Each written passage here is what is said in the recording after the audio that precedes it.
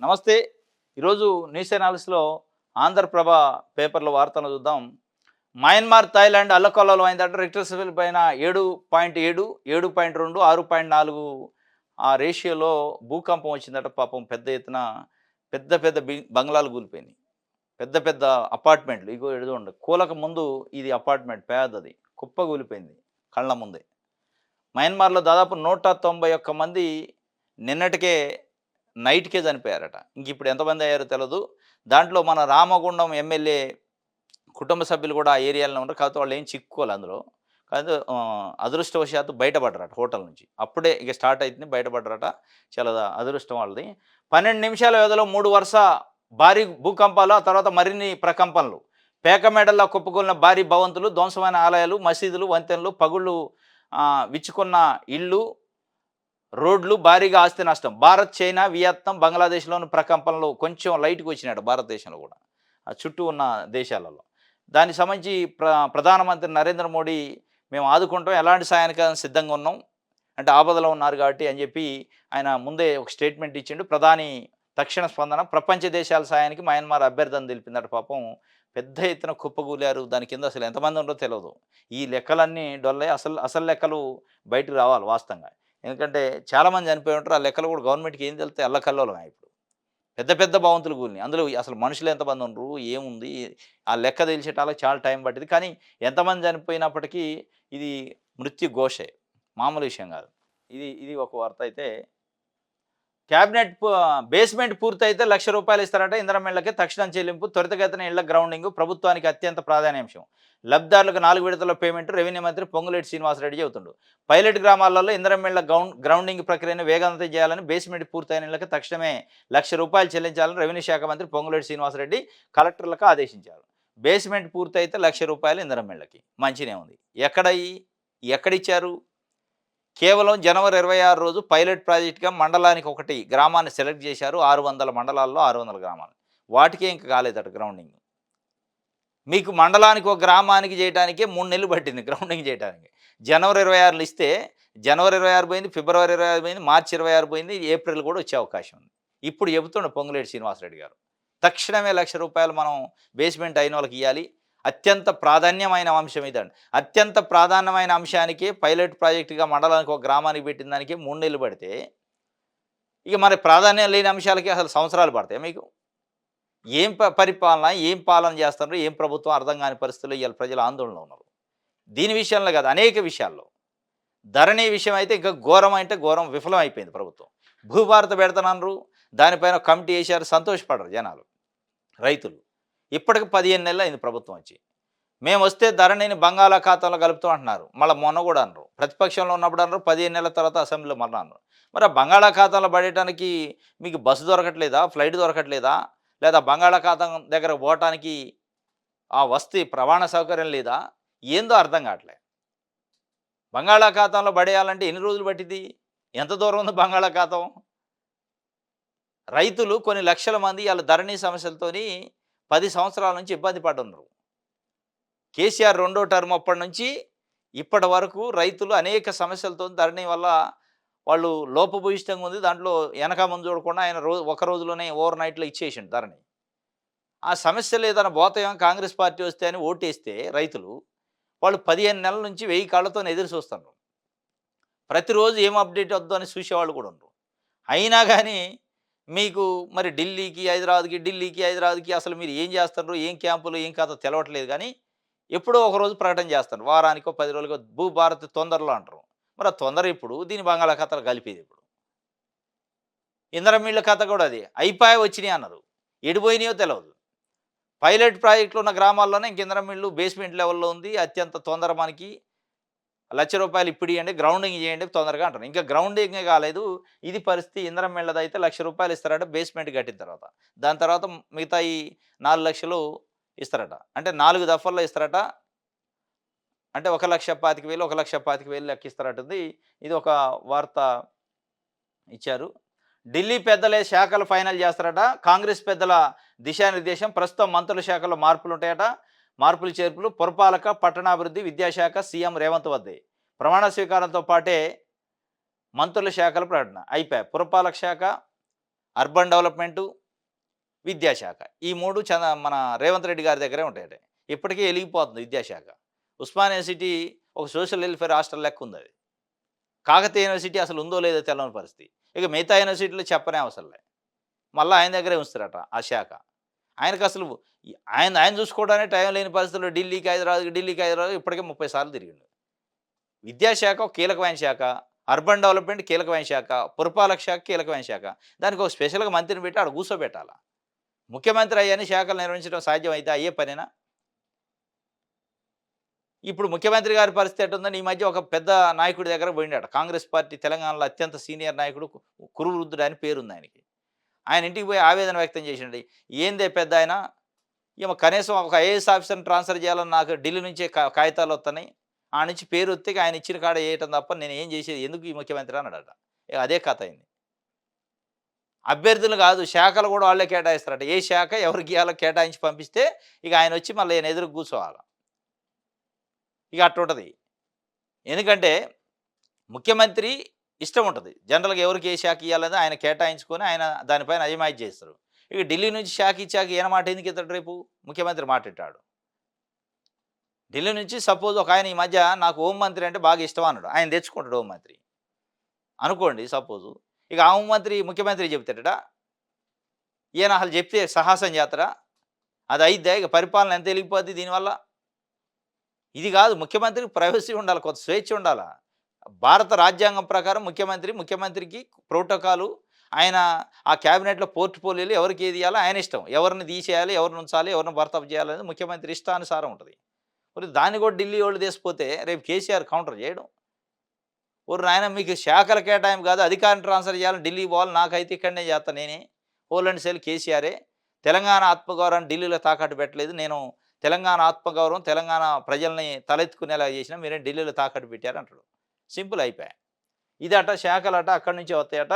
ఇక వాటిని నేను రాసుకోవటం తప్ప ఏం చేసేది గుమాస్తాగిరి అన్నట్టు. ఏది గుంపు మేస్త్రి లెక్క. పాలమూరు ఎత్తిపోతలకు జాతీయ హోదా నో చెప్పిందట. తెలంగాణ సర్కారు పంపిన ప్రతిపాదనలు వెనక్కి ఈ వివాదం సుప్రీంకోర్టులో ఉందని స్పష్టం చేసిన కేంద్రం. పాలమూరు రంగారెడ్డి ఎత్తిపోతల పథకం జాతీయ ప్రాజెక్టు ప్రతిపాదనలు కేంద్ర ప్రభుత్వం వెనక్కి పంపింది.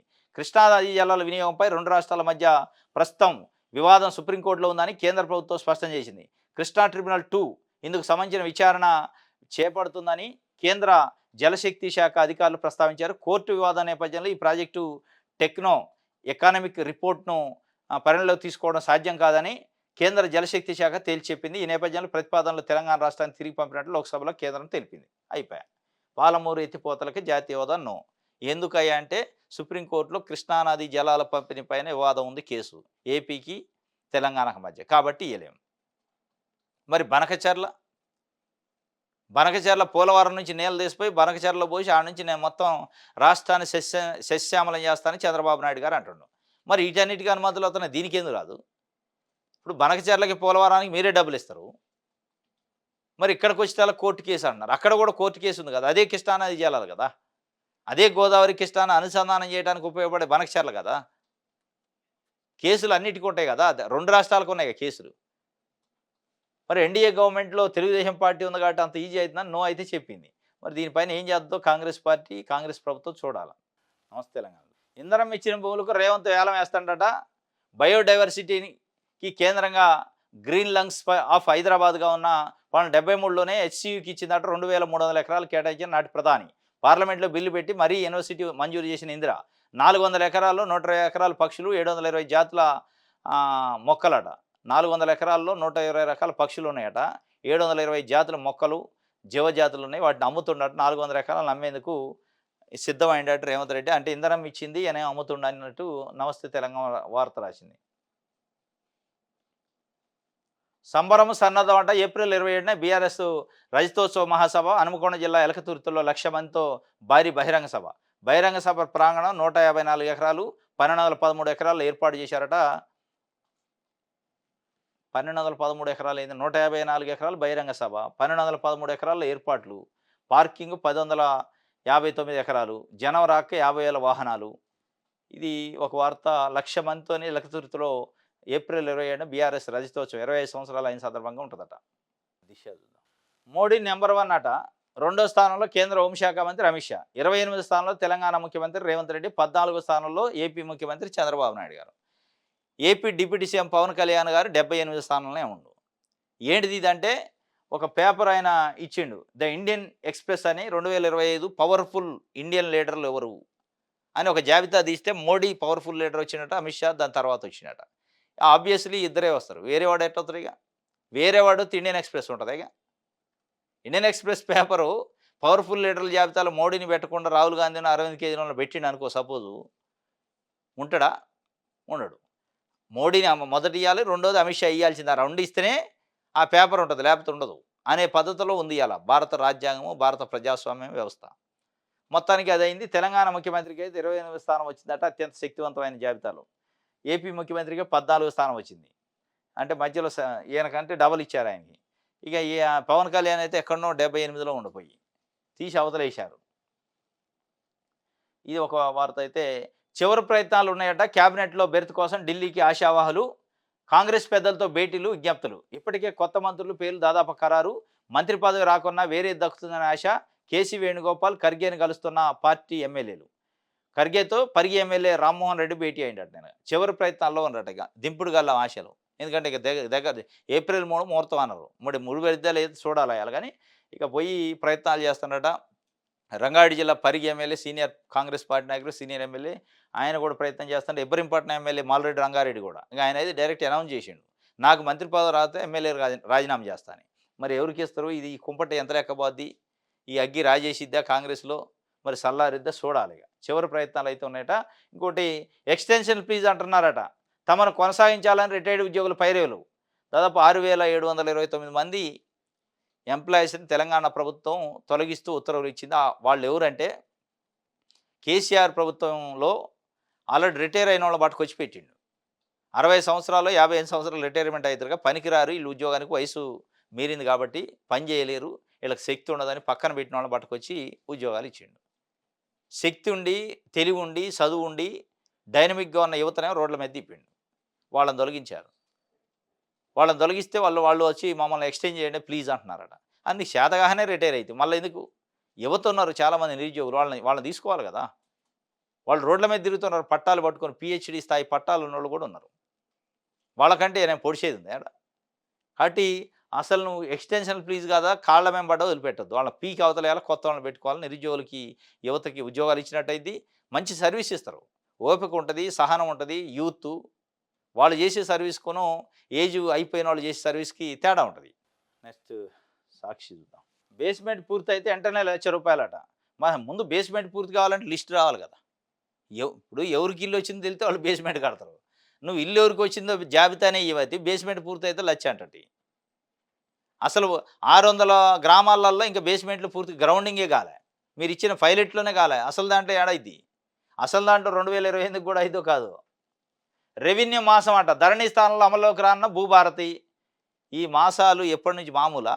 2023 డిసెంబర్ 7 నాడు కాంగ్రెస్ పార్టీ అధికారంలోకి వచ్చింది. తెల్లారి నుంచి చూస్తాను రైతులు బంగాళాఖాతంలో వేస్తున్నారా ధరని, అది వేసి కొత్తది ఏమైనా పట్టుకొస్తారా అక్కడి నుంచి అంటే ఇది వేయట్లా, అది తేటలే.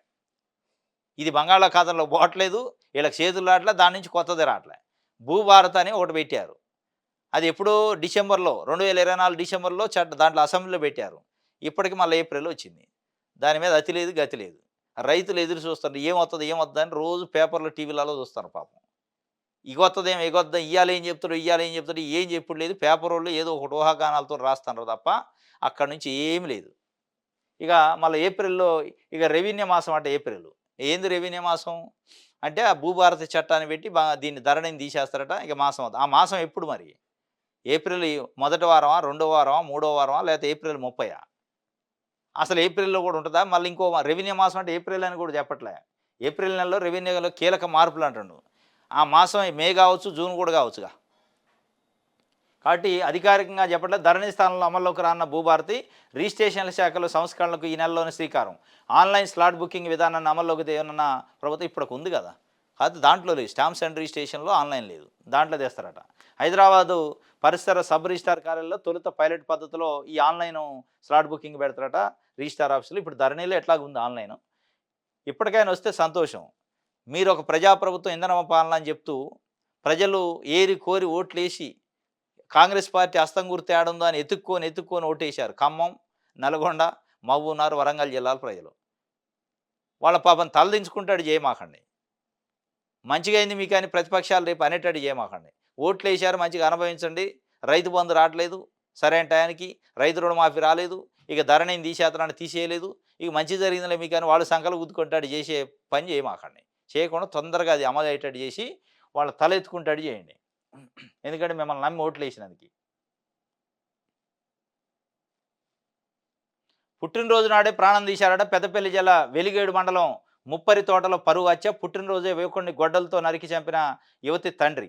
2 ఏళ్లుగా యువతితో ప్రేమలో సాయి కుమార్. కులాలు వేరు కావడంతో ఒప్పుకొని యువతి తండ్రి కుమార్తెతో మాట్లాడదని హెచ్చరికలు అయినా ఆమెతో కలిసి బర్త్డే వేడుకలు చేసిండట. రాత్రికి స్నేహితులతో కలిసి పార్టీ చేసుకుంటుండగా వెంటాడి హత్య చేసిండట. ఉదయం కారు ప్రమాదంలో బయటపడ్డ రాత్రి ముత్తివడికి చేరిండట సాయి కుమార్ అట. పెద్దపల్లి జిల్లా వెలిగేడు మండలం ముప్పరి గ్రామంలో, ముప్పరి తోట గ్రామం అట.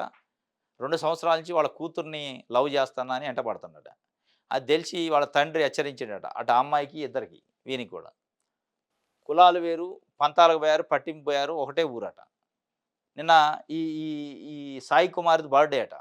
బర్త్‌డే సందర్భంగా ఆ అమ్మాయి ఇద్దరు కలుసుకున్నారట. ఎక్కడో కేక్ కట్ చేసుకున్నారు, విషెస్ చెప్పుకున్నారు. బర్త్‌డే సెలబ్రేషన్ చేశారు. అది తండ్రికి తెలిసిందట. అంటే నిఘా పెట్టిండు. తండ్రికి తెలిసి ఇక కోపం కట్టలు తెంచుకుంది. ఇక స్కెచ్ చేసిండు. రెక్కి నిర్వహించి మొత్తానికి రాత్రికి ఆ అమ్మాయితోని బర్త్‌డే పగలేం చేసుకుంటూ రాత్రికల్లా ఫ్రెండ్స్‌తోని దావత్ చేసుకుంటాడట. మందు దావతు. ఊరు బయట ఏడన్నా గుడికాడ కూర్చొని మందు తాగుతుంటే పోయిండట. వెనక నుంచి ఏసిండట ఒక ఏటు. ఏసే లోపల తప్పించుకొని పారిపోతే ఒక 200 మీటర్లు ఉరికిచ్చి చంపిండట. ఊళ్ళో బొడ్రాయి దగ్గర తీసిపోయి చంపేసిండట. నరికి చంపేసిండు. మరి ఇదేం పైశాచికం. ఇప్పుడు ఆ అమ్మాయిని కౌన్సిలింగ్ చేసుకుంటే పాయె. ఇనకపోతే వదిలేస్తే పాయె. వాళ్ళ తీరాన వాళ్ళు బతుకుతారు. చంపటం ఏందో. ఇది ఈ మధ్య కాలంలో సూర్యాపేటలో జరిగింది ఒకటి. ఇది రెండోది. ఇది పరువు హత్యలు అనరు. పైశాచిక ఆనందం అంటారు దీన్ని. ఇప్పుడు నీకు నచ్చలేదు, వాళ్ళు చేసుకోవడం నచ్చలేదు, వదిలేయి. వాళ్ళ బతుకు వాళ్ళు బతుకుతారు. ఎంటబడి చంపే హక్కు ఎవడిచ్చిండు మీకు? చంపటం అనేది తప్పు కదా! చంపే హక్కు నీకు ప్రభుత్వాలకే లేదు, పోలీసులకే లేదు, చట్టాలకే లేదు. ఎవరిస్తారు నీకు? ఇది పుట్టినరోజు నాడే ప్రాణం తీశారు పాపం ఈ సాయి కుమార్. రైట్. ఆంధ్రజ్యోతి చూద్దాం. కీలక శాఖల్లో మార్పులు ఉంటాయట. ఈ మంత్రివర్గ విస్తరణతోని కేబినెట్ విస్తరణతో పాటు పలువురు మంత్రుల శాఖల మార్పిడి, అధిష్టానం పట్ల విశ్వాసము, శాఖల నిర్వహణలో జాగ్రత్తలు తీసుకునే వారికి ప్రధాన శాఖలు. కాంగ్రెస్ హైకమాండ్ది తుది నిర్ణయం. ఇప్పటికే నివేదికలు తెప్పించుకున్న పెద్దలు. సీఎం వద్దే ఉండనున్న విద్యాశాఖ, హోంశాఖ. ఉగాది లేదా ఏప్రిల్ 2 నుంచి లేదా 4 తేదీల్లో కొత్త మంత్రుల ప్రమాణం. కీలక శాఖల్లో మార్పులు ఉంటాయట. దాంట్లో ప్రధానంగా ఈయన శాఖ కూడా ఉందట. ఈ కుంగుడు ఆ శాఖలు నాకు వద్దన్నాడట. ఏది కుంగుడు అంటే మేడిగడ్డ కుంగుడు అని, నీటిపారుదల శాఖ నాకు వద్దురా నాయన అని అడుగుతున్నాడు. మరి ఆయన శాఖ మారుస్తారా? మరి ఆయనకి ఏం శాఖ ఇస్తారో కానీ శాఖ అయితే నాకు వద్దని చెప్పిండట.